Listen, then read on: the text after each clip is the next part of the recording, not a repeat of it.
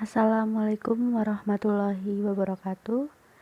Perkenalkan, kami dari kelompok 10 yang beranggotakan Indika Manggala Putra, Farinda Eka Putri, dan Rizka Indah Nurani akan mempresentasikan tugas akhir arsitektur enterprise yang berjudul Perancangan Arsitektur Enterprise menggunakan metode TOGAF, yang studi kasusnya perusahaan Bhinneka Life.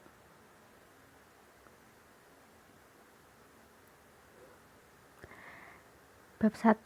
Gambaran umum perusahaan. Perusahaan Bhinneka Life merupakan perusahaan yang bergerak di bidang asuransi jiwa. Perusahaan Bhinneka Life berdiri pada 22 Oktober 2016. Produk yang ditawarkan antara lain proteksi investasi, kesehatan, pendidikan, masa depan, dan sebagainya. Kantor pusat perusahaan Bhinneka Life terletak di PT Bhinneka Life Indonesia, Sinarmas MSIG, Tower Lantai 35 Jalan Jenderal Sudirman, KAF 21, Setiabudi, Jakarta Selatan 12920. Saat ini perusahaan Bhinneka Life mempunyai lebih dari 100 kantor cabang yang berada di seluruh kota-kota di Indonesia. Visi dan misi. 1. Visi dari perusahaan Bhinneka Life yaitu menjadi perusahaan asuransi jiwa kebanggaan Indonesia. Misi dari perusahaan Bhinneka Life yaitu memberikan kemudahan kepada nasabah melalui inovasi produk dan pelayanan yang berkesinambungan, membangun sumber daya manusia yang berintegritas tinggi dan handal, memberikan kontribusi kepada seluruh pemangku kepentingan. Selanjutnya, strategi. Berdasarkan data Otoritas Jasa Keuangan, pada Oktober 2018 jumlah perusahaan asuransi sebanyak 138. Jumlah perusahaan asuransi ini tidak jauh beda dengan kondisi tahun 2012, yaitu sebanyak 140 perusahaan asuransi. Saat ini 50% perusahaan asuransi di Indonesia adalah asuransi umum, sedangkan 38% merupakan asuransi jiwa. Dengan begitu, banyaknya perusahaan asuransi yang ada di Indonesia ini mengharuskan perusahaan Bhinneka Life mengatur strategi mereka agar dapat bersaing dengan perusahaan lain. Strategi yang diterapkan perusahaan Bhinneka Life antara lain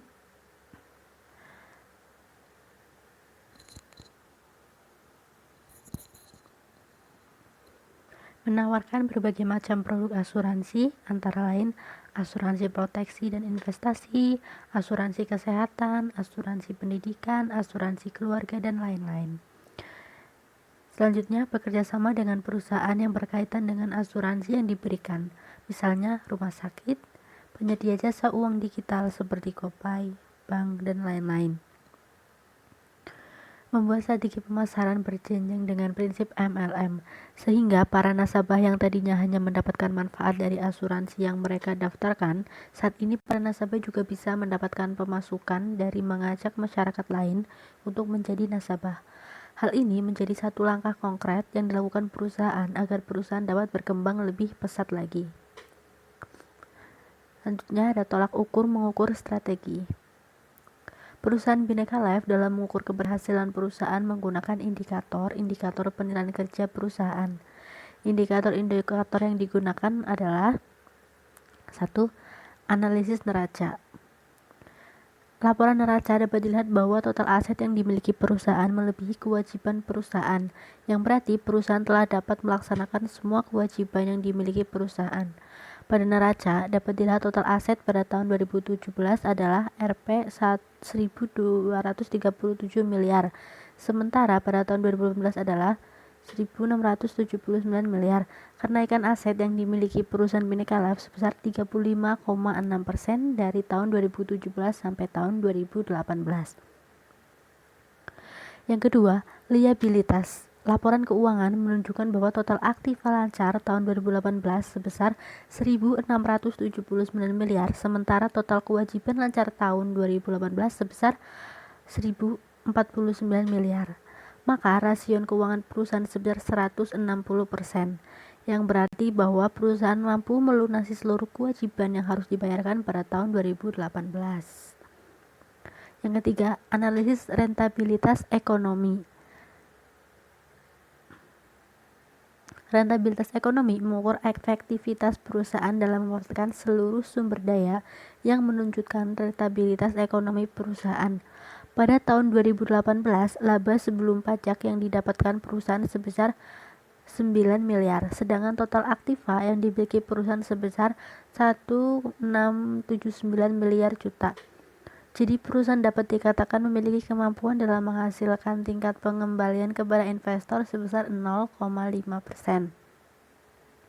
Yang keempat, return on equity. Rasio yang memperlihatkan sejauh mana perusahaan dapat mengelola modal sendiri atau modal pemegang saham perusahaan. Pada tahun 2018, total laba bersih setelah pajak yang didapatkan perusahaan sebesar 7 miliar. Sedangkan untuk equity yang dihasilkan perusahaan pada tahun 2013 sebesar 629 miliar. Jadi ROE yang dihasilkan perusahaan selama tahun 2018 sebesar 1%. Kesimpulan dari pengukuran keuangan yang digunakan oleh perusahaan Bhinneka Life dapat dikategorikan cukup baik berdasarkan rasio keuangan yang ditunjukkan oleh perhitungan di atas.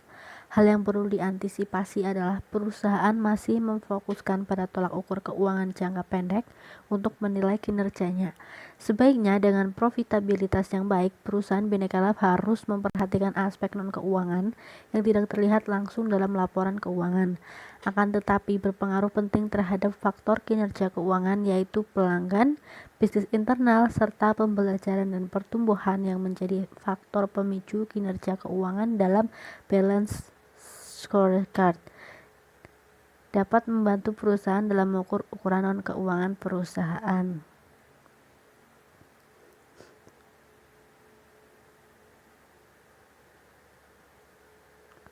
Agar kinerja perusahaan lebih efektif dan efisien, dibutuhkan sebuah informasi akurat yang mewakili sistem kerja yang dilakukan. Dalam balance scorecard, terdapat 4 jenis perspektif untuk mengetahui ukuran kinerja perusahaan, yaitu yang pertama, perspektif keuangan. Pada strategi pertama, tolak ukur yang digunakan pertumbuhan laba. Hasil pertumbuhan laba pada tahun 2017, perusahaan Bhinneka Life mendapatkan 47.680 juta, sedangkan pada tahun 2018 sebesar 7.327 juta. Berdasarkan hasil tersebut, peningkatan laba yang dicapai sebesar 750%. Untuk strategi yang kedua, pada tahun 2013, pembagian antara total profit after tax dibagi dengan total penjualan, maka total profit after tax sebesar 7.327 juta, sedangkan total penjualan sebesar 1.064.133 juta. Didapatkan margin laba pada tahun 2013 adalah 0,68%. Tolak ukur sasaran strategi ketiga adalah penurunan biaya operasional. Pada 2018 dikeluarkan sebesar 350 juta, sedangkan pada tahun 2017 sebesar 202 juta. Hal tersebut menjelaskan perusahaan mengalami kenaikan 42%. Oleh karena itu, perusahaan harus adopsi teknologi untuk mengurangi biaya operasional yang terjadi. Yang kedua, perspektif pelanggan.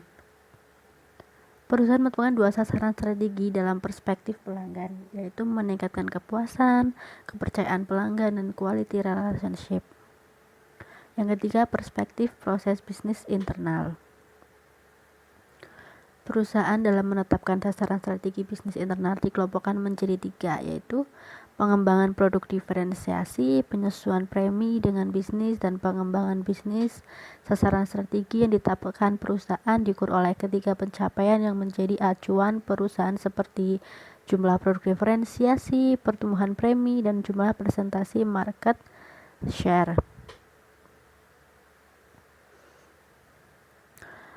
Untuk sasaran strateginya yaitu pada tahun 2017 perusahaan mendapatkan net premium income sebesar 633 juta, Sedangkan pada tahun 2018, premi yang didapatkan perusahaan sebesar 714 juta. Berdasarkan hasil tersebut, pertumbuhan premi yang didapat perusahaan sebesar 11,3%. Sasaran strategi terakhir yang ditetapkan oleh perusahaan yaitu pengembangan bisnis. Strategi tersebut diukur oleh jumlah persentase market share dan yang pencapaiannya sebesar 0,24% pada tahun 2018 dan 0,18% pada tahun 2017. Pada tahun 2018, total gross premi yang didapatkan perusahaan Bhinneka Life sebesar 1.064, sedangkan total gross premi asuransi secara keseluruhan sebesar 433,38 triliun. Pada tahun 2017 sebesar 753 juta, sedangkan total gross premi asuransi secara keseluruhan sebesar 407 triliun. Yang keempat, perspektif pembelajaran dan pertumbuhan. Perusahaan menetapkan dua sasaran strategi, yaitu pengembangan kualitas kapabilitas karyawan dan meningkatkan komitmen karyawan. Penentuan hasil dari FGD menghasilkan target yang akan dicapai oleh karyawan sebesar keseluruhan 80%. Untuk tolak ukur yang digunakan meningkatkan komitmen karyawan adalah motivasi karyawan. Hasil pencapaian prestasi kerja sebesar 85%. Hasil prestasi dan penghargaan yang didapatkan perusahaan dikarenakan keberhasilan perusahaan dalam menerapkan sistem prestasi kerja. Berikut struktur organisasinya.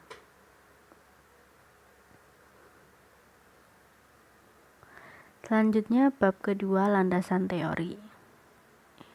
Yang A, analisis tools. 1. Value chain.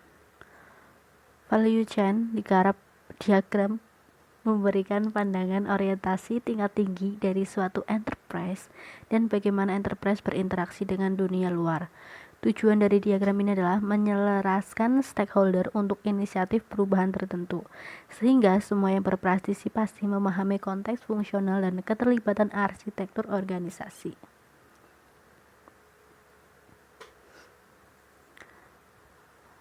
Value chain memiliki dua tipe aktivitas bisnis, yaitu aktivitas utama, primary activities.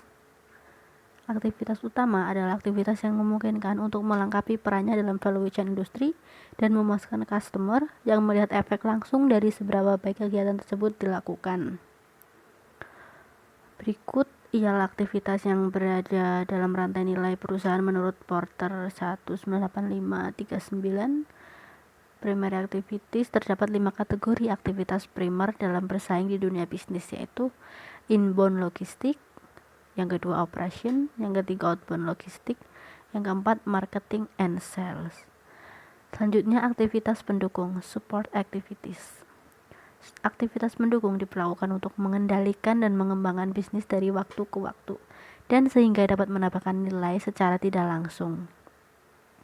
Aktivitas pendukung terdiri dari firm infrastruktur, human resource management, technology development, and procurement.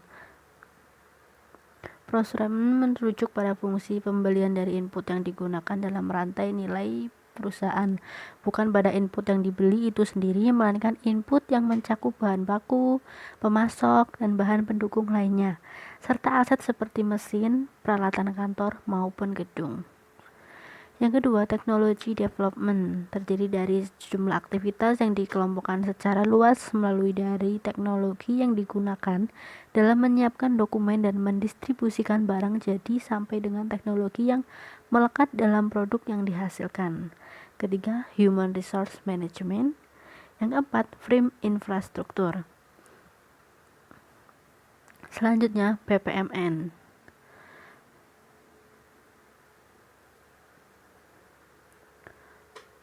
Tujuan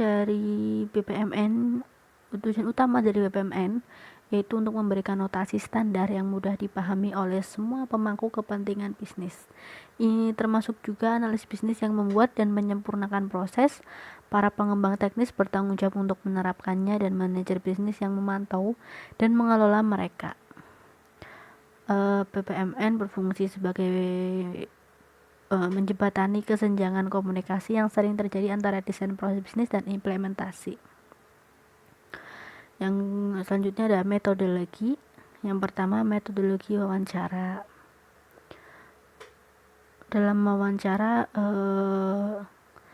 ini peneliti menggali data, informasi, dan kerangka keterangan dari subjek penelitian.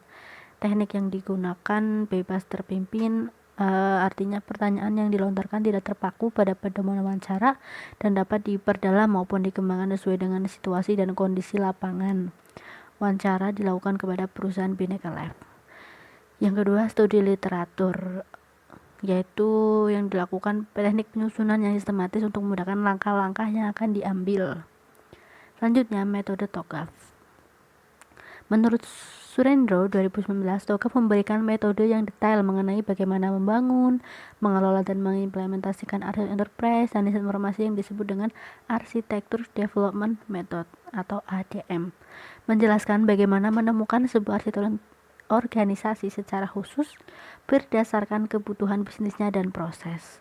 Selain itu, TOGAF memiliki resource base yang memberikan sumber-sumber informasi berupa guidelines, templates, checklist, latar belakang informasi, dan detail material pendukung yang membantu arsitek di dalam menggunakan ADM. Terdapat juga menurut grup 2019 seperti itu. Selanjutnya, bab 3, metode penelitian. Yang pertama ada studi pustaka. Studi pustaka mempelajari mengenai penjelasan dasar teori yang digunakan untuk menunjang penulisan. Tahap ini dilakukan untuk mendapatkan pemahaman komprehensif tentang kerangka kerja TOGAF, konsep dan tahapan pengembangan informasi, serta pembuatan cetak biru yang berkaitan dengan proses bisnis pada perusahaan Bhinneka Life. Yang kedua, pengumpulan data.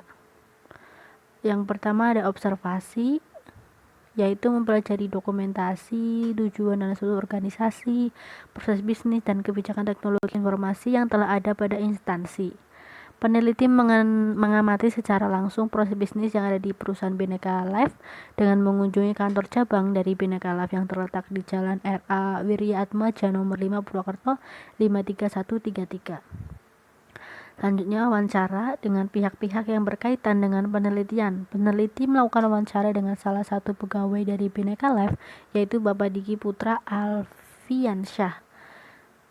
Selanjutnya, melakukan survei terhadap organisasi terkait yang bertujuan untuk memperoleh gambaran umum tentang objek yang diteliti, menjelaskan hubungan dari beberapa variabel, menguji hipotesis untuk memperkuat atau menolak teori, dan membuat prediksi. Peneliti melakukan survei di kantor cabang dari Bhinneka Life.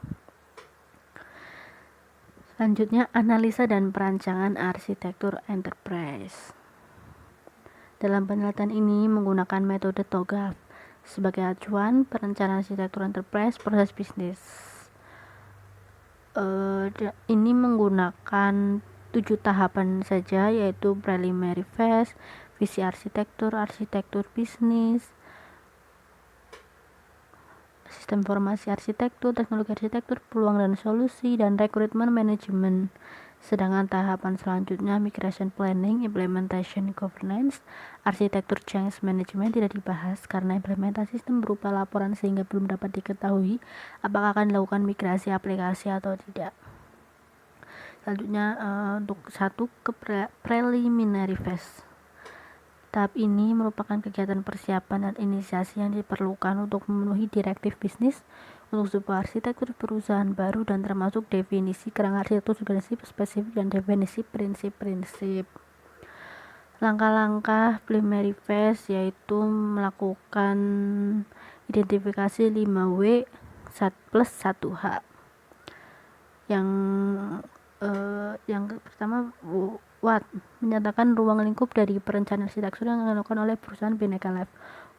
Menyatakan siapa yang akan memodelkannya dengan mengerjakan perencanaan arsitektur ST atau TI yang telah dirancang pada perusahaan Bhinneka Life. Y. Menyatakan alasan mengapa perencanaan arsitektur tersebut dibuat. When. Menyatakan waktu penyelesaian perencanaan arsitektur yang akan diterapkan di perusahaan Bhinneka Life. Where. Menunjukkan lokasi dari perusahaan Bhinneka Life.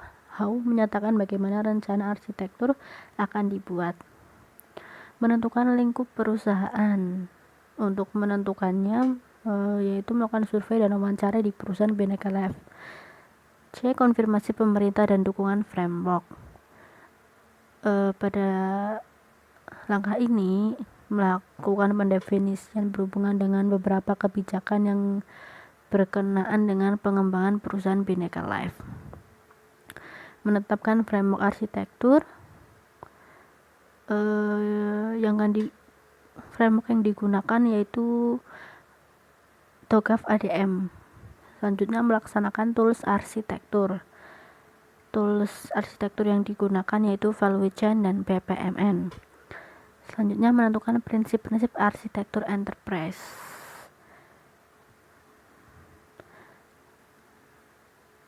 Ini dia berdasarkan tahap tersebut. Artifacts maka deliverable yang diterapkan terlihat pada tabel 31, yaitu prosesnya mengidentifikasi dan mendefinisikan prinsip-prinsip yang akan digunakan dalam perencanaan arsitektur enterprise di Bhinneka Life. Deliverable Principle Catalog.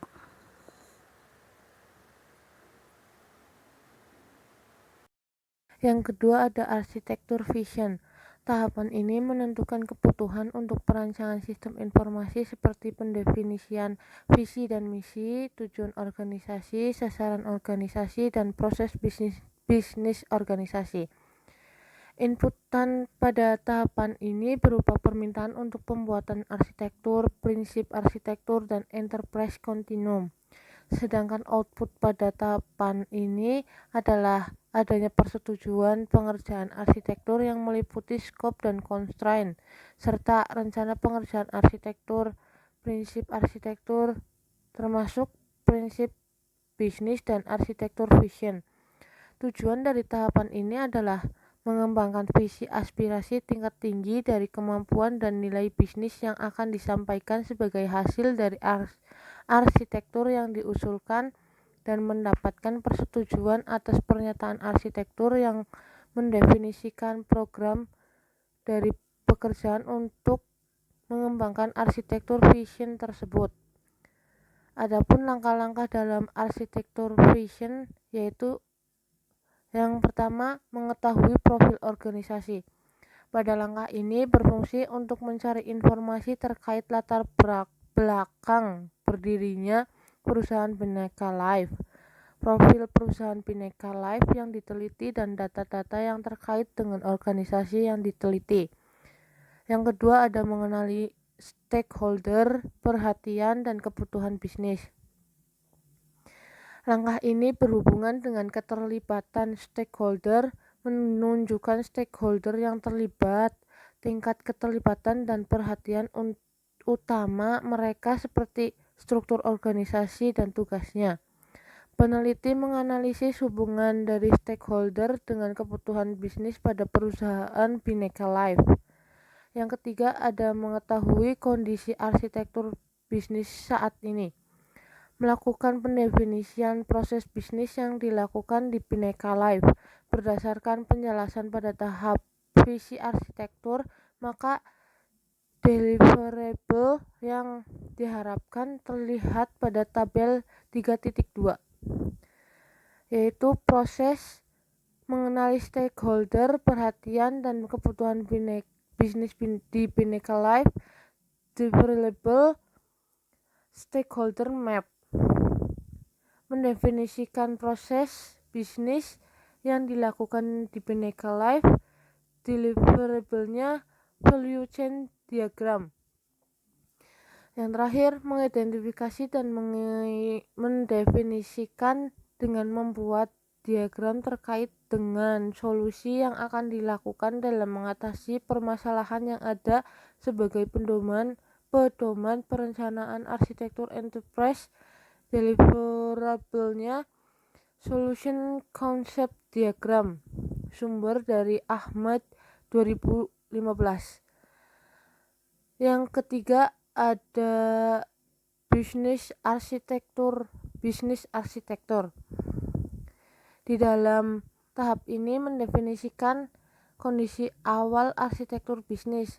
Selanjutnya menentukan model atau aktivitas bisnis yang diinginkan sesuai dengan skenario bisnis, dan analisis yang dilakukan berupa proses bisnis organisasi khususnya bagian kepegawaian. Tujuan dari tahapan ini adalah mengetahui kondisi aktivitas yang dilakukan oleh organisasi dalam mengelola SDM. Dengan mengetahui proses bisnis, maka nantinya dapat digunakan sebagai bahan rancangan dalam membuat sistem baru. Selain itu juga untuk memilih teknik serta tools yang sesuai dan tepat. Untuk langkah-langkah dalam bisnis arsitektur, yaitu yang pertama, memilih model referensi dan tools yang digunakan.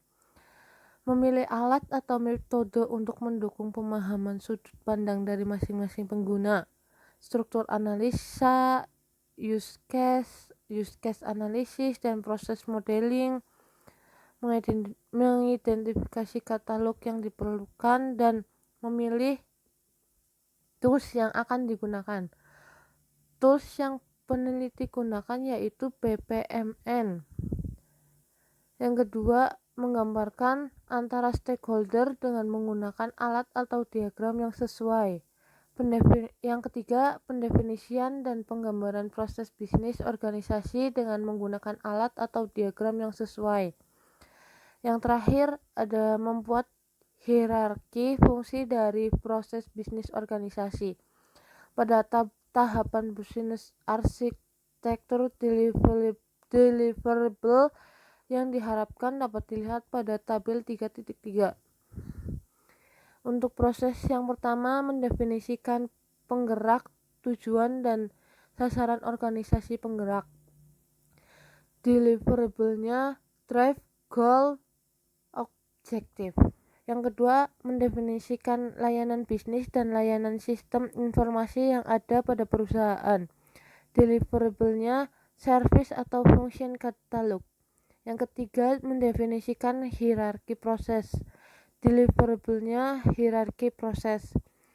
Yang keempat, mendefinisikan dan memetakan interaksi antara organisasi yang ada pada perusahaan berdasarkan function katalog. Deliverable-nya business interaction metric. Yang kelima, mengidentifikasi, menganalisa, dan memetakan tanggung jawab pengambilan keputusan dan keterlibatan unit organisasi dalam tiap area fungsi dalam bentuk metrik. Deliverable-nya aktor atau role metric. Yang terakhir, yang keenam, menggambarkan keseluruhan fungsi yang terdapat pada setiap aktivitas utama dan aktivitas pendukung yang ada pada perusahaan. Deliverable-nya function decomposition diagram. Sumber dari Ahmad 2015. Yang keempat, ada information system arsitektur. Pada tahapan ini lebih menekankan pada aktivitas bagaimana arsitektur sistem informasi dikembangkan.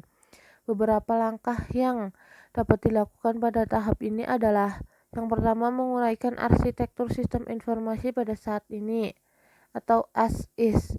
Yang kedua, mengembangkan arsitektur sistem informasi yang akan dicapai atau to be.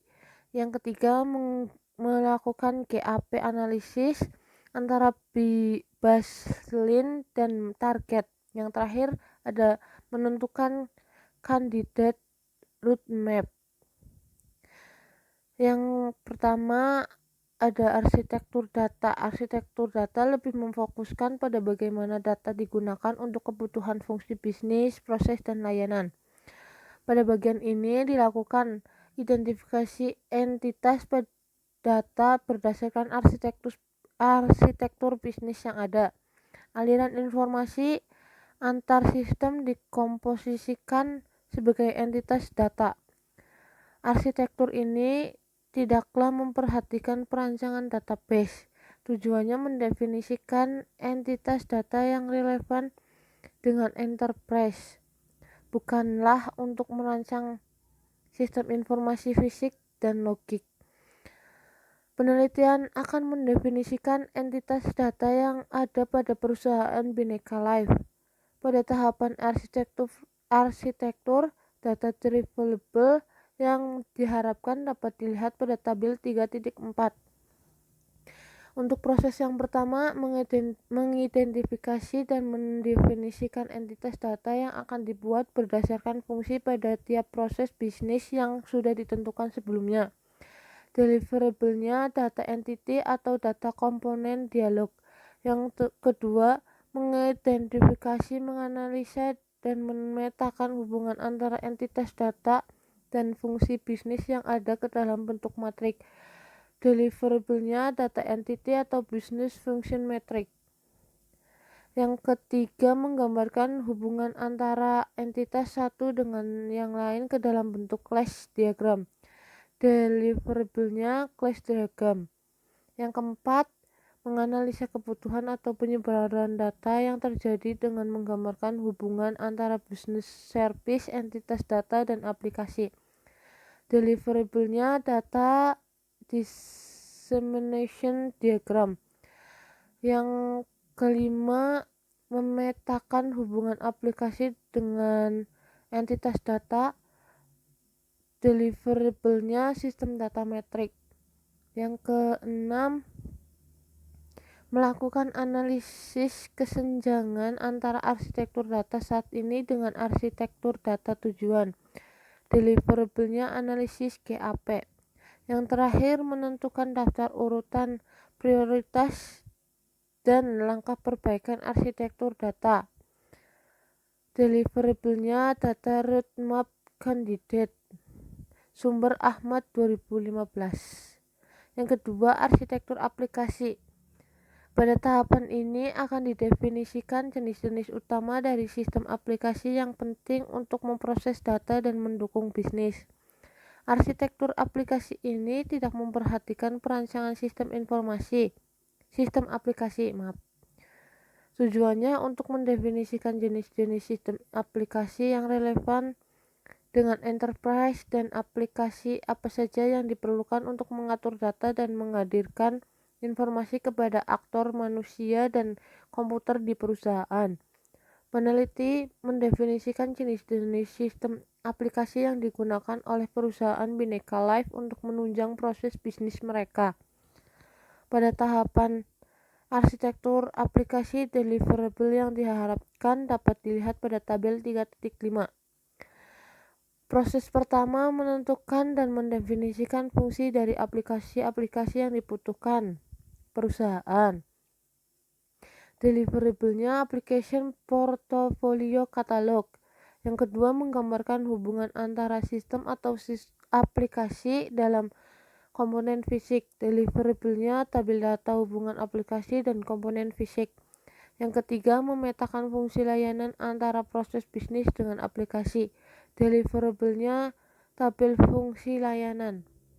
Yang keempat, menggambarkan fungsionalitas sistem atau aplikasi beserta aktor yang terlibat sesuai kebutuhan yang sudah ditentukan sebelumnya ke dalam bentuk diagram use case. Deliverable-nya sistem use case diagram.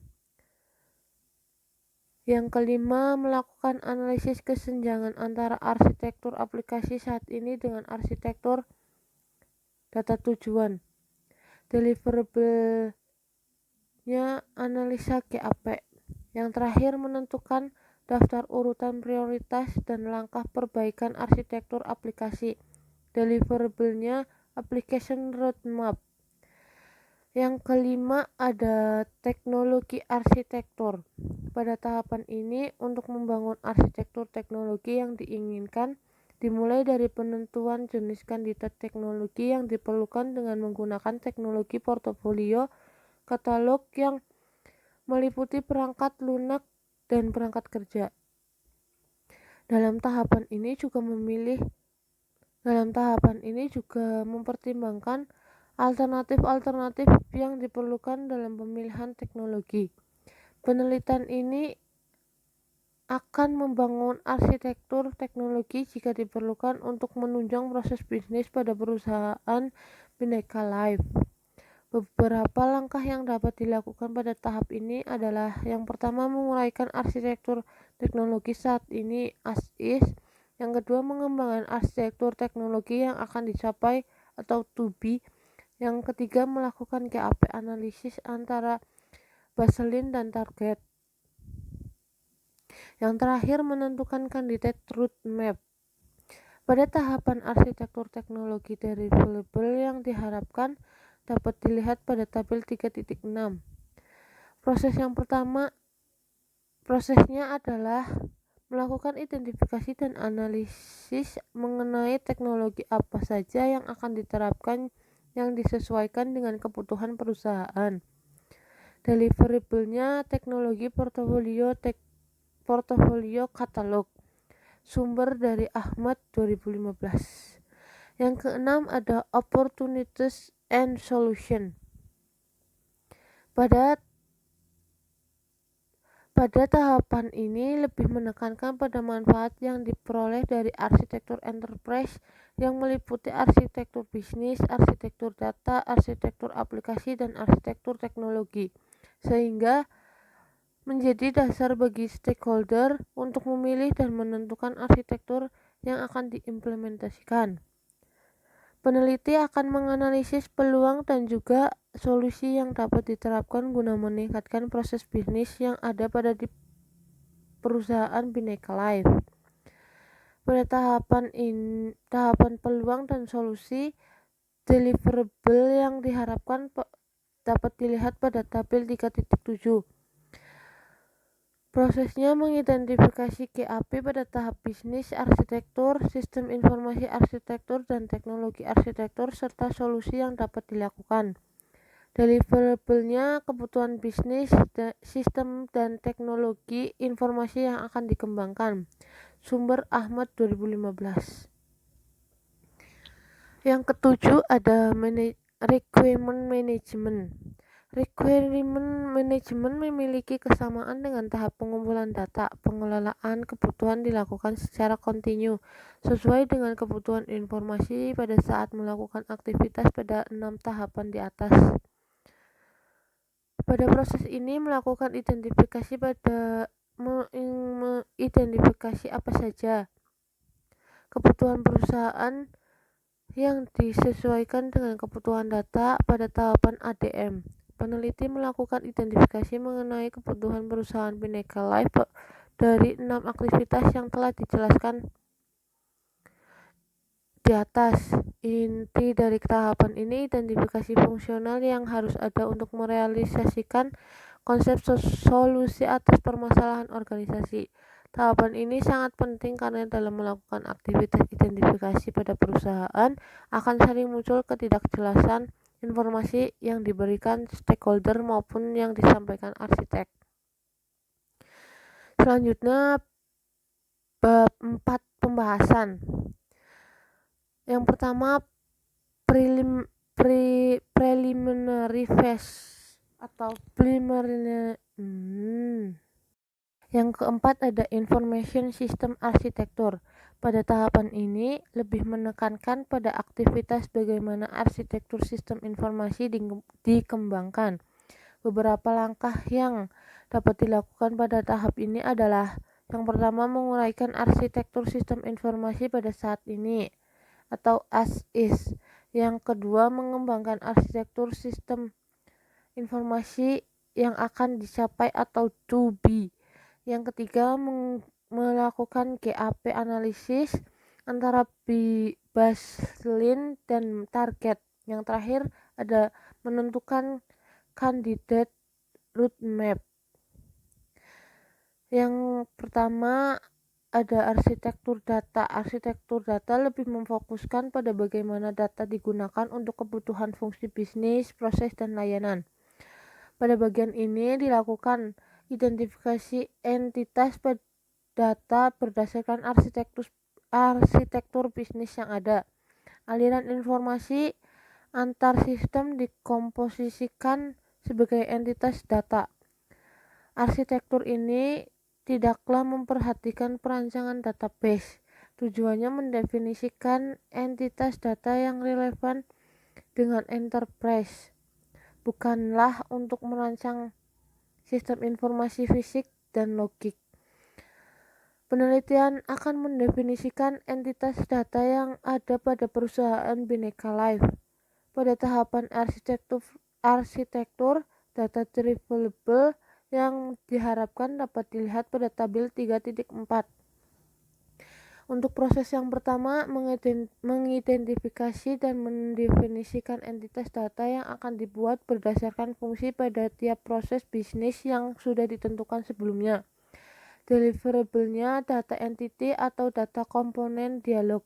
Yang kedua, mengidentifikasi, menganalisa, dan memetakan hubungan antara entitas data dan fungsi bisnis yang ada ke dalam bentuk matrik. Deliverable-nya data entity atau business function metric. Yang ketiga, menggambarkan hubungan antara entitas satu dengan yang lain ke dalam bentuk class diagram.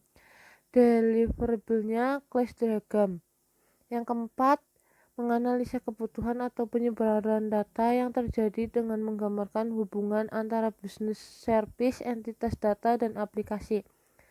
Deliverable-nya data dissemination diagram.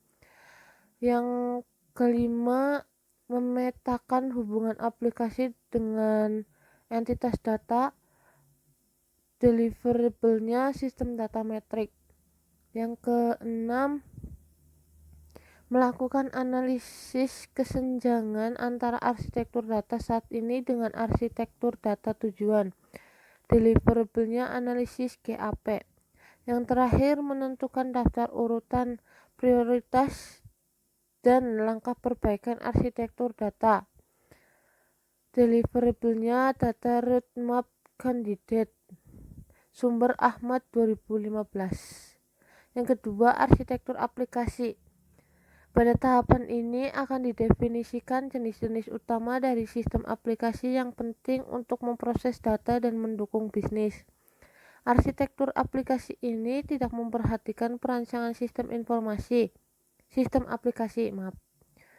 Tujuannya untuk mendefinisikan jenis-jenis sistem aplikasi yang relevan dengan enterprise dan aplikasi apa saja yang diperlukan untuk mengatur data dan menghadirkan informasi kepada aktor manusia dan komputer di perusahaan.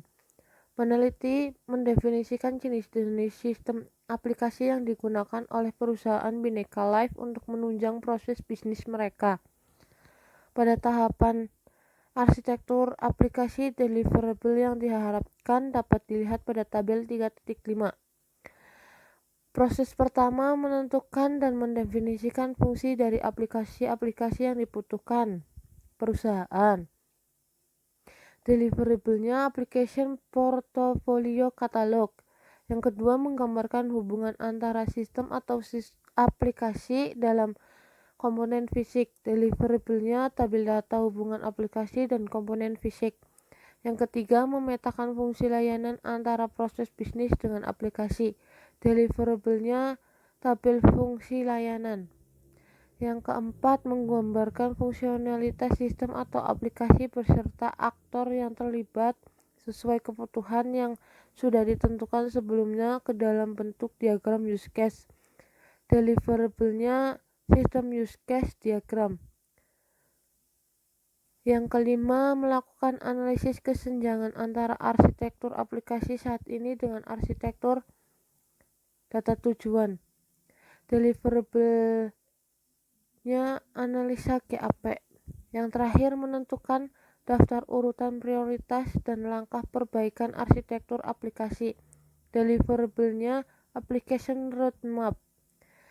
Yang kelima, ada teknologi arsitektur. Pada tahapan ini, untuk membangun arsitektur teknologi yang diinginkan, dimulai dari penentuan jenis kandidat teknologi yang diperlukan dengan menggunakan teknologi portofolio katalog yang meliputi perangkat lunak dan perangkat kerja. Dalam tahapan ini juga mempertimbangkan alternatif-alternatif yang diperlukan dalam pemilihan teknologi. Penelitian ini akan membangun arsitektur teknologi jika diperlukan untuk menunjang proses bisnis pada perusahaan Bhinneka Life. Beberapa langkah yang dapat dilakukan pada tahap ini adalah yang pertama menguraikan arsitektur teknologi saat ini as is, yang kedua mengembangkan arsitektur teknologi yang akan dicapai atau to be, yang ketiga melakukan gap analisis antara baseline dan target, yang terakhir menentukan candidate roadmap. Pada tahapan arsitektur teknologi deliverable yang diharapkan dapat dilihat pada tabel 3.6. Prosesnya adalah melakukan identifikasi dan analisis mengenai teknologi apa saja yang akan diterapkan yang disesuaikan dengan kebutuhan perusahaan. Deliverable-nya teknologi portofolio katalog. Sumber dari Ahmad 2015. Yang keenam ada opportunities and solution. Pada tahapan ini lebih menekankan pada manfaat yang diperoleh dari arsitektur enterprise yang meliputi arsitektur bisnis, arsitektur data, arsitektur aplikasi, dan arsitektur teknologi, sehingga menjadi dasar bagi stakeholder untuk memilih dan menentukan arsitektur yang akan diimplementasikan. Peneliti akan menganalisis peluang dan juga solusi yang dapat diterapkan guna meningkatkan proses bisnis yang ada pada perusahaan Bhinneka Life. Pada tahapan peluang dan solusi deliverable yang diharapkan dapat dilihat pada tabel 3.7. Prosesnya mengidentifikasi GAP pada tahap bisnis arsitektur, sistem informasi arsitektur, dan teknologi arsitektur, serta solusi yang dapat dilakukan. Deliverable-nya kebutuhan bisnis, sistem, dan teknologi informasi yang akan dikembangkan. Sumber Ahmad 2015. Yang ketujuh ada requirement management. Requirement management memiliki kesamaan dengan tahap pengumpulan data. Pengelolaan kebutuhan dilakukan secara kontinu sesuai dengan kebutuhan informasi pada saat melakukan aktivitas pada 6 tahapan di atas. Pada proses ini melakukan identifikasi apa saja kebutuhan perusahaan yang disesuaikan dengan kebutuhan data pada tahapan ADM. Peneliti melakukan identifikasi mengenai kebutuhan perusahaan Bhinneka Life dari 6 aktivitas yang telah dijelaskan di atas. Inti dari tahapan ini identifikasi fungsional yang harus ada untuk merealisasikan konsep solusi atas permasalahan organisasi. Tahapan ini sangat penting karena dalam melakukan aktivitas identifikasi pada perusahaan akan sering muncul ketidakjelasan informasi yang diberikan stakeholder maupun yang disampaikan arsitek. Selanjutnya bab 4 pembahasan. Yang pertama preliminary fase. Fase ini mencakup aktivitas persiapan untuk menyusun kapabilitas arsitektur termasuk kustomisasi TOGAF dan mendefinisikan prinsip-prinsip arsitektur. Tujuan fase ini adalah untuk meyakinkan setiap orang yang terlibat di dalamnya bahwa pendekatan ini untuk mensukseskan proses arsitektur. Pada fase ini harus menspesifikasikan 5W plus 1H yaitu what, who, why, when, where, and how dari arsitektur ini sendiri. Yang pertama, what adalah ruang lingkup dari usaha. Ruang lingkup bisnis PT Bhinneka Life adalah sebuah bisnis asuransi yang menawarkan berbagai macam asuransi antara lain proteksi investasi, kesehatan, pendidikan, dan masa depan. Dan masih banyak lagi. Yang kedua, who. Who adalah siapa yang akan memodelkannya, siapa orang yang akan bertanggung jawab untuk mengerjakan arsitektur tersebut, di mana mereka akan dialokasikan dan bagaimana peranan mereka. Penanggung jawab yang mengerjakan arsitektur bisnis ini adalah penyusun laporan ini. Yang ketiga, why. Why adalah mengapa arsitektur ini dibangun. Hal ini berhubungan dengan tujuan organisasi, yaitu bagaimana arsitektur dapat memenuhi tujuan organisasi. Tujuan pembangunan arsitektur bisnis ini adalah untuk meningkatkan kinerja perusahaan sehingga proses bisnis dan pelayanan pada PT Bhinneka Life menjadi lebih cepat dan maksimal. Selain itu, tujuan lain pembangunan arsitektur bisnis ini adalah untuk mencapai visi dan misi dari PT Bhinneka Life. Yang keempat, when. When adalah kapan tanggal penyelesaian arsitektur. Kegiatan ini akan dikerjakan dalam kurun waktu 3 bulan dan nantinya akan dievaluasi kembali. Yang kelima, where. Where adalah di mana lokasi arsitektur ini dibangun. Lokasi dari arsitektur ini terletak di PT Bhinneka Life yang beralamat di PT Bhinneka Life Indonesia Sinarmas MSIG Tower Lantai 5 Jalan Jenderal Sudirman Kaf 21 Setiabudi Jakarta Selatan 12920. Yang terakhir ada how.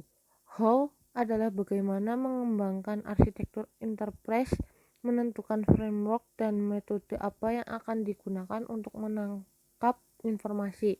Pada studi kasus penyusunan saat ini, penyusun melakukan analisis terhadap proses bisnis saat ini. Framework yang akan digunakan adalah TOGAF ADM dan metode yang digunakan untuk mengumpulkan informasi adalah studi literatur dan wawancara. Yang kedua ada arsitektur vision. Area fungsional utama bisa digambarkan berdasarkan konsep rantai nilai pada gambar 2 yang secara umum dapat dikelompokkan ke dalam kegiatan utama dan kegiatan pendukung.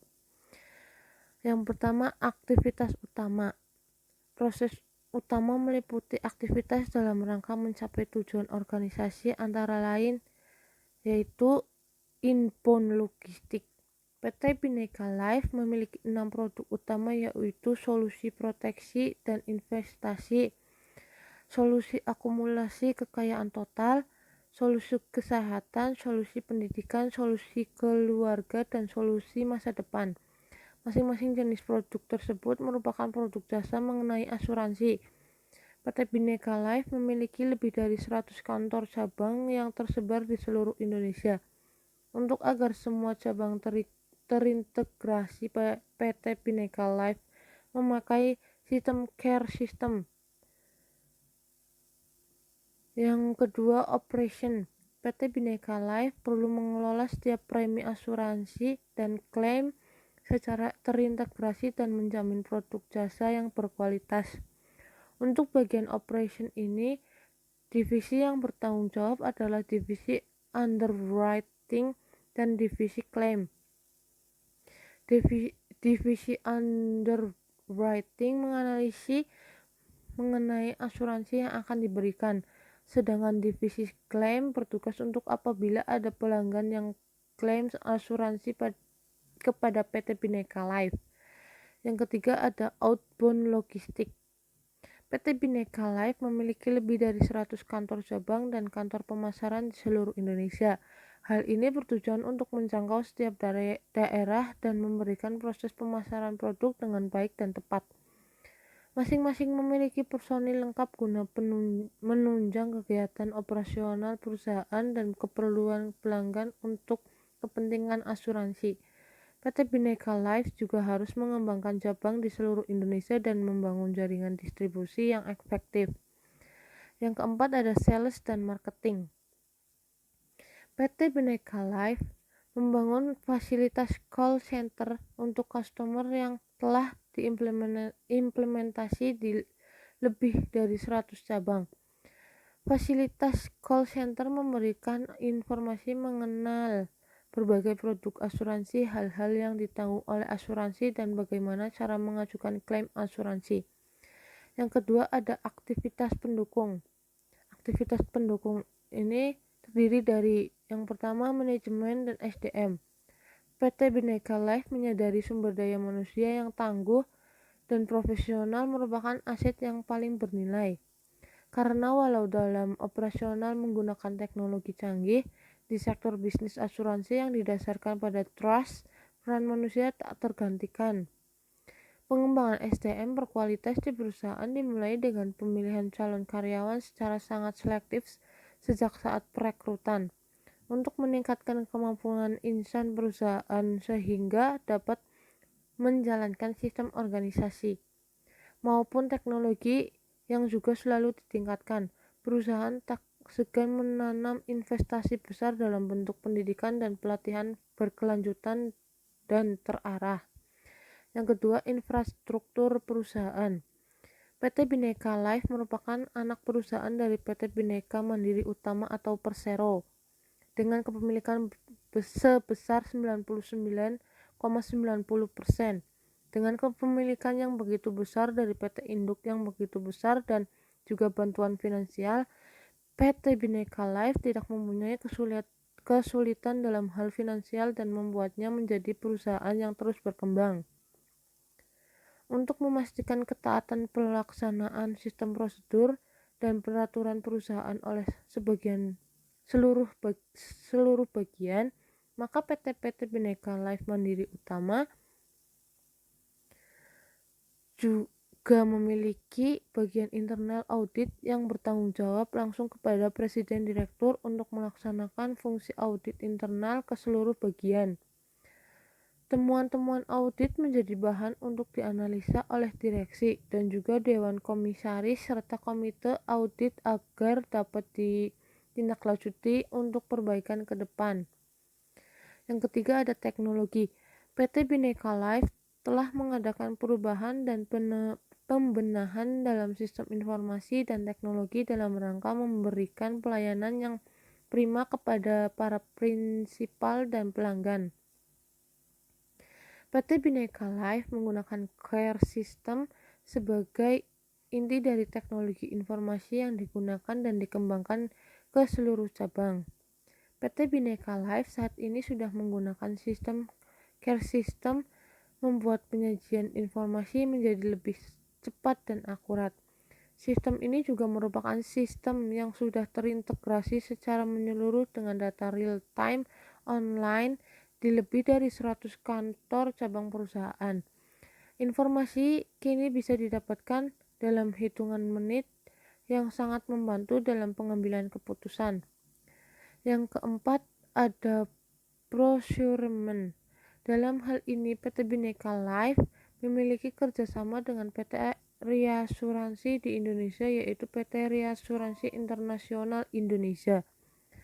PT Reasuransi Nasional Indonesia, PT Tugu Reasuransi Indonesia, PT Maskapai Reasuransi Indonesia, PT ASEI Reasuransi Indonesia, dan Reasuransi Maypark Indonesia. Dalam hal tersebut, PT Bhinneka Life membagi resiko asuransinya kepada PT asuransi tersebut.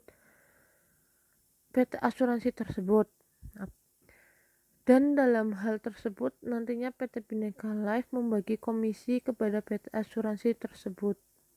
Yang selanjutnya ada bisnis arsitektur. Pada fase ini akan dibahas mengenai kondisi saat ini tentang kegiatan-kegiatan proses bisnis yang dilakukan pada PT Bhinneka Life, serta mengajukan usulan perbaikan proses bisnis dengan pembuatan pemodelan arsitektur bisnis.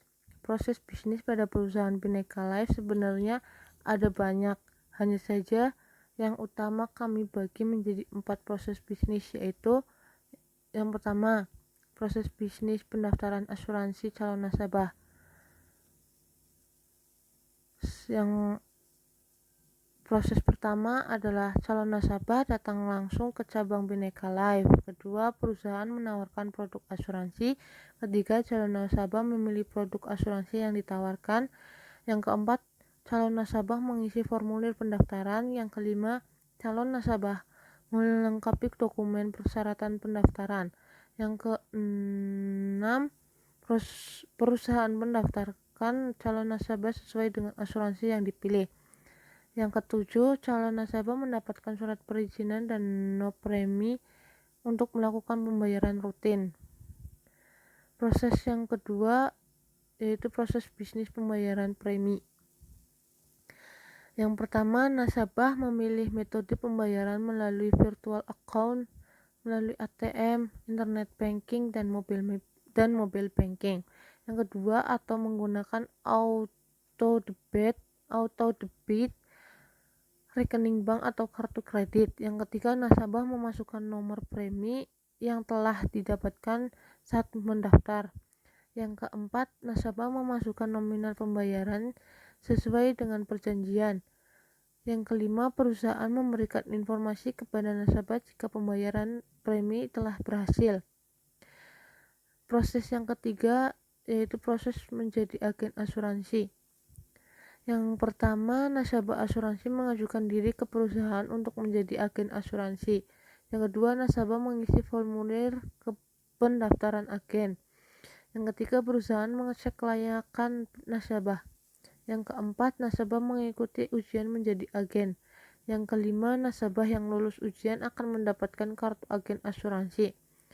Yang keenam, nasabah yang sudah menjadi agen dapat mencari calon nasabah baru. Untuk proses yang keempat, proses bisnis klaim asuransi.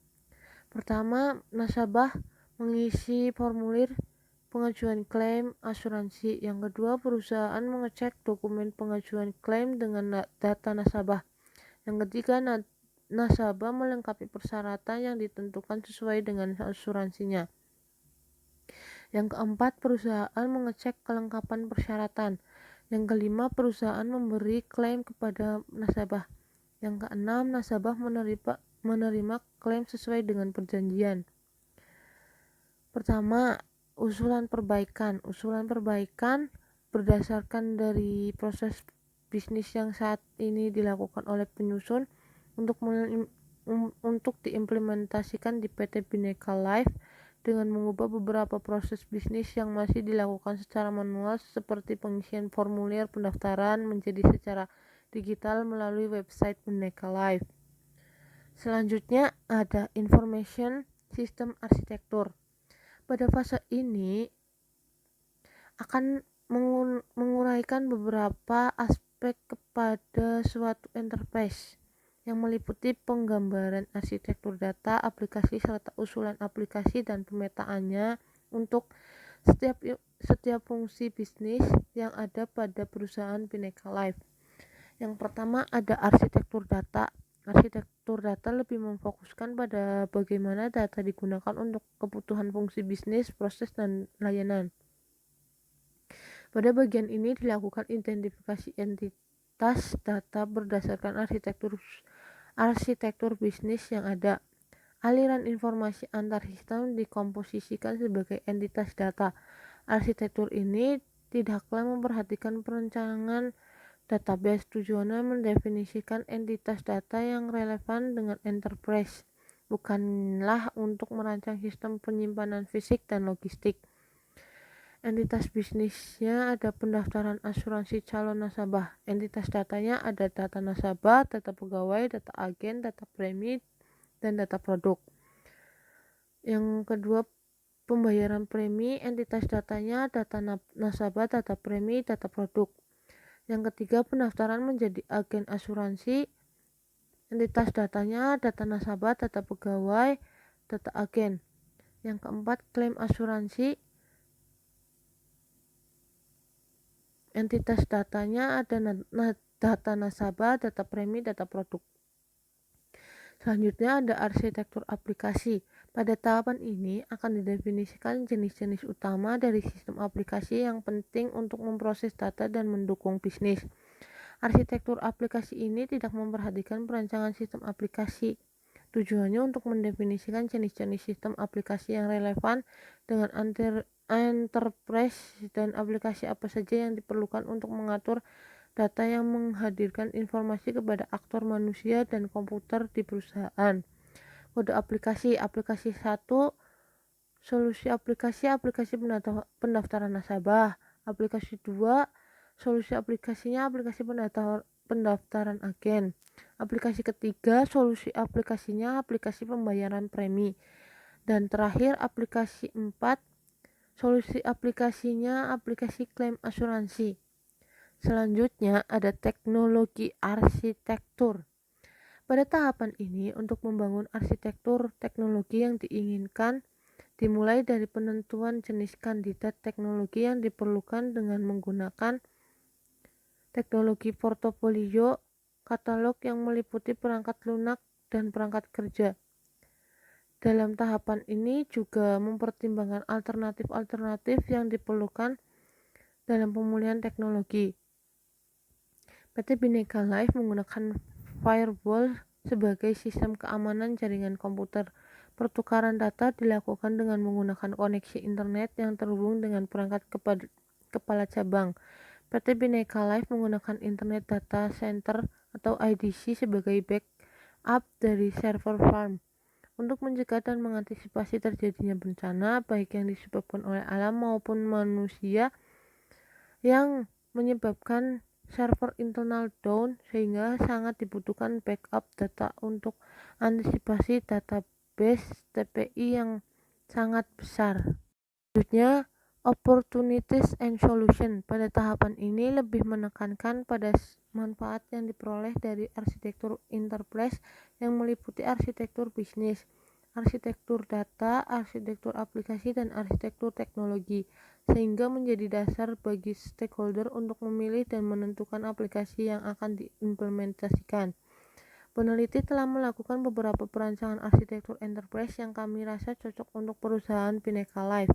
Untuk keputusan pengimplementasiannya akan diputuskan lagi oleh stakeholder dan petinggi dari perusahaan Bhinneka Life.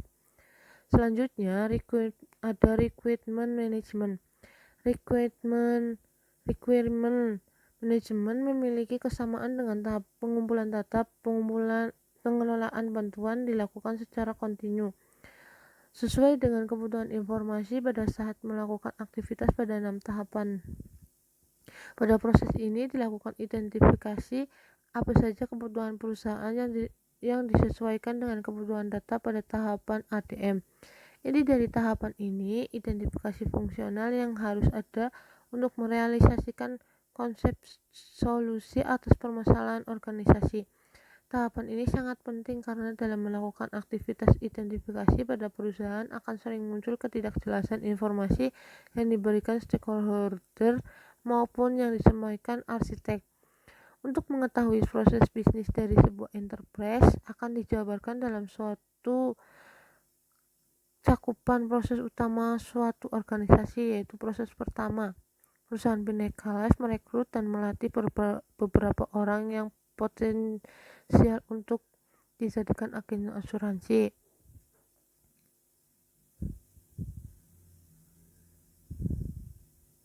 Tugas agen asuransi di sini merekrut orang sebanyak-banyaknya agar menjadi nasabah asuransi Bhinneka Life. Calon nasabah yang ingin menjadi nasabah asuransi Bhinneka Life bisa memiliki agen atau datang langsung ke kantor cabang terdekat. Calon nasabah akan dimintai data diri lengkap sebagai syarat administrasi. Lalu calon nasabah dapat memilih produk apa yang akan mereka ambil. Setelah semua data lengkap, calon nasabah akan menerima polis atau kontrak perjanjian dengan perusahaan yang berisi tentang perjanjian antara nasabah dengan perusahaan.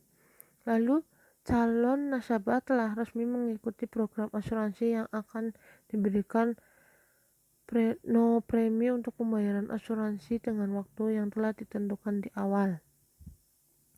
Jika ketika kontrak sedang berlangsung dan nasabah mendapatkan musibah, nasabah dapat melakukan klaim asuransi sesuai dengan perjanjian yang tertera di polis. Jika sampai batas waktu yang ditentukan nasabah tidak melakukan klaim, maka premi yang telah masuk hangus atau dapat ditarik sesuai dengan perjanjian awal polis. Yang terakhir ada bab 5 penutup. Kesimpulannya, berdasarkan hasil pembahasan yang telah dijelaskan sesuai dengan tahapan penelitian, maka dapat diambil beberapa kesimpulan, yaitu yang pertama, penelitian ini menghasilkan analisis enterprise arsitektur dengan menggunakan framework TOGAF dan metode ADM.